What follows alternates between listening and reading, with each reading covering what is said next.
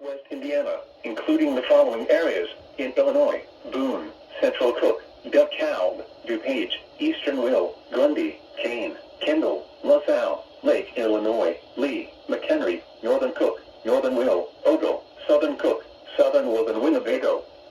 In northwest Indiana, Lake, Indiana and Porter. When, from midnight tonight through Tuesday morning. Impacts: excessive runoff may result in flooding of rivers, creeks, streams, and other low-lying and flood-prone locations. Flooding may occur in poor drainage and urban areas. Underpasses may be flooded. Heavy river ice cover may break up and lead to localized ice jams.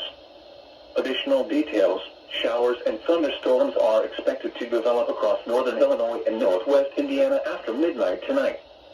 Rain rates up to 1 inch per hour are possible, with isolated thunderstorms producing rain rates up to 1 inch per hour. Soil frost depths of 8 to near 20 inches, with the deepest frozen soils near the Wisconsin state line. Frozen soil may limit infiltration and increase how much rainfall becomes runoff headed towards streams and rivers.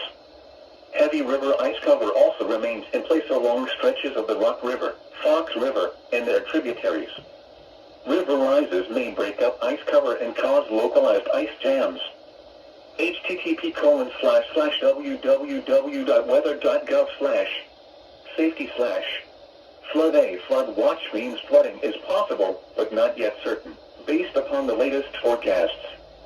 Persons with interests along area rivers, creeks, and other waterways should monitor the latest forecast and be prepared to take action should flooding develop. Now here is the hazardous weather